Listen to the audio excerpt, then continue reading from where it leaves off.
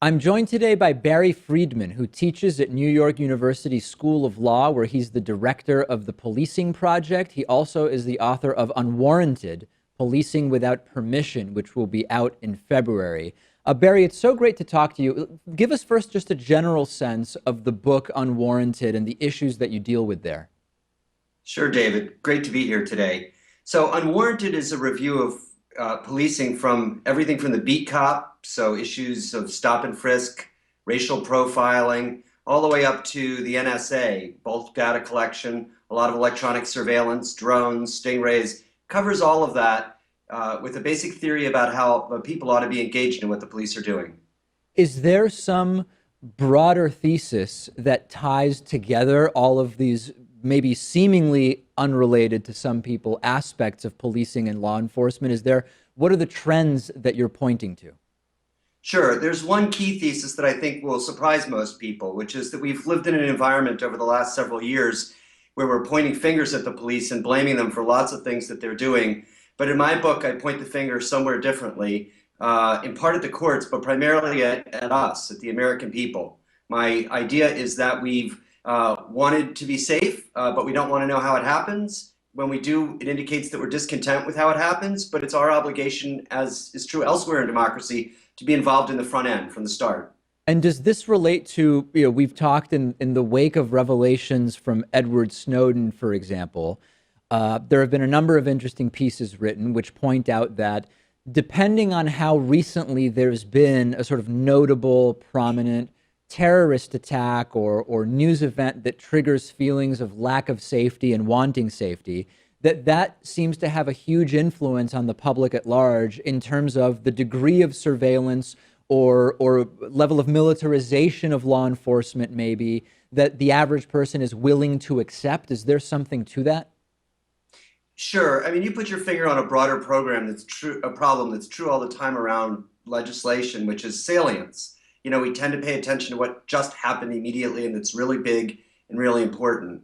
The problem is that in the rest of government, even though we focus on salient events, we kind of keep a steady stream going of sensibility by being involved in regulation all the time. And when it comes to policing, the people are largely excluded from what policing agencies do until there's an explosion like that. And what we need to find a way to do is to be involved on an ongoing basis in helping set the strategies, figuring out what works, figuring out what are the methods by which we want to be policed. One of the topics in the book, I guess generally I'll call it policing in secret. Can you give us some examples of what might fall under that umbrella? Sure. I use one example to start that chapter. And as you know, all the chapters start with stories about policing that's kind of gone off the rails, often affecting very ordinary folks in terrible ways. And I start that chapter talking about stingrays. So stingrays are a form of device that the police use to track cell phones, and they can be incredibly valuable and incredibly important for finding somebody who's been kidnapped or somebody's on the run.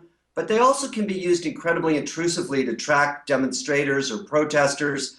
And the thing about stingrays is we, the people, had no knowledge that they were being used. The Federal Justice Department had worked with the manufacturer to provide them to local police, helped fund them under agreements that insisted that their very existence be kept secret, even from judges in cases when if the police applied for a warrant or something. And so it started to leak out. And what happens when we keep things secret is that when they leak out, people get annoyed, they get angry. And often they get angry enough that we stop using that kind of surveillance altogether. So the thesis of the book is we need a middle ground. We need to be informed. We need to make sensible solutions on the front end about how surveillance is going to take place so that we're all safe, but in a way in which we're comfortable. Yeah, as far as the stingray, I'm sure you've read some of the descriptions of cases in which, in order to shield the existence and use of stingray technology, law enforcement officials were sort of simultaneously building a sort of side-by-side or a concurrent case, essentially, so that by the time they got to trial or at the time at which they had to talk to a judge about a warrant, they had a sort of shadow chain of evidence that hid the existence of stingray technology. Do I have that more or less right? Yeah, I mean, it's incredible. They call it parallel construction. Yeah. So it fits exactly what you just described. And the idea is we don't want anybody to know we're doing this So once we learn some information, then we can construct an alternate story about how we got there. You know, it's always easier to solve a maze by going in from the solution to the middle. And so that's pretty much what they do.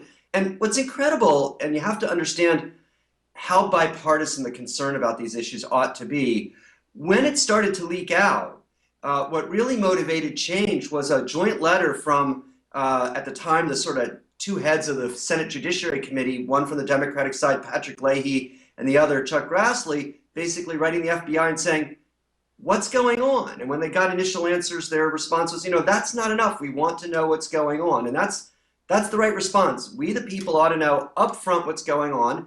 We ought to weigh in. We're not crazy. We're very sensible. And then we ought to make decisions about what's the right way to be policed. And in terms of making those decisions, and as you talked about finding a middle ground and being upfront about the methods that are being used, I've interviewed many people who are on different places, I guess, on the ideological spectrum with regard to policing and privacy and surveillance, et cetera. What's your opinion as to whether the demonstrable effectiveness of a technique or piece of technology at preventing crime should be considered when evaluating whether it should be allowed? Well, that seems the most obvious thing in the world to me, what you just said, which is, should we know how effective something is before we permit it or use it? It's not just a question of intrusion, by the way. We spend billions of dollars on public safety, and the one thing we all want to be is safe. So I'll tell you something interesting. I've started a not-for-profit to work on these issues called the Policing Project, and one of our focuses is on cost-benefit analysis of policing. So everywhere else in government where there's a lot of money being spent, we try to answer the simple question: are we doing more good than harm? Are we doing it in a cost-effective way? Are we being effective in a way that does the least damage? And those are the most obvious questions around policing, and yet we don't ask them. There's almost no cost-benefit analysis done around policing, though we could learn a tremendous amount. Now, there are reasons for this, but as a bottom line conclusion, the answer's got to be that this needs to change.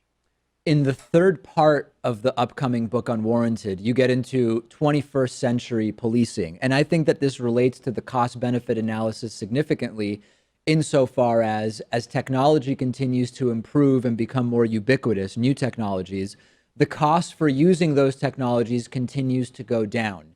Do you think that that will play a role in the types of surveillance technology, cloud storage, government databases, et cetera, that will be employed by law enforcement in the coming years? So, David, that's a great question, and you've put it in an interesting way. You are absolutely right that the cost of surveillance techniques will go down. And for that reason, I think what we'll see in the future is, for example, much more in the way of surveillance and less perhaps in the way of use of force, which occupies the minds of a lot of people today, because we'll just keep an eye on folks. That's The good, only right? place where I'm sorry? That sounds good, maybe at the surface. Well, you know, there's huge promise in these technologies, which is to the extent that they can help us focus on and target bad guys, we should all be in favor of that.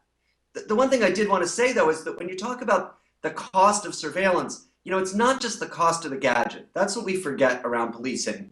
It's the cost of the gadget, but then also any good cost-benefit analysis would ask, you know, what about the cost of privacy? What about the cost of security, both security from crime, but also security from the government? So that's the kind of thing we have to get better at analyzing as we move forward into this brave new world. But I would agree with you that there's terrific opportunity here for all of us. How do you weigh or evaluate the value of some of those intangibles, especially when the value of privacy may be different to different people? How can you even start to dig into that issue? So again, a great question, and it's not easy. I think that the primary reason we don't do cost-benefit analysis now around policing is that we, you know, have to tackle those hard questions. But what I will point out is that everything you just, you know, suggested with regard to policing would have been equally true in the environmental area 10, 15, 20 years ago. Really hard questions about how to weigh the use of progress and certain substances or chemicals in society against the risks of harm, sometimes risks of harm that we don't know much about, that affect people in very different ways. But there are really smart people out there in the world who work on exactly these kinds of questions. In fact, we're gathering a bunch of them here at NYU Law School in February to start talking about it. And the trick is to start to try to tease them apart and reach answers so that we're spending our public safety dollars wisely. Last thing I'd like to touch on is the Constitution. When we talk about 21st century policing, to use the term from your book, and technology, do the constitutional issues get more complex? What is a search without a warrant when you're using technology? What is even a search? What constitutes a general search versus a specific one? Is this going to get even muddier?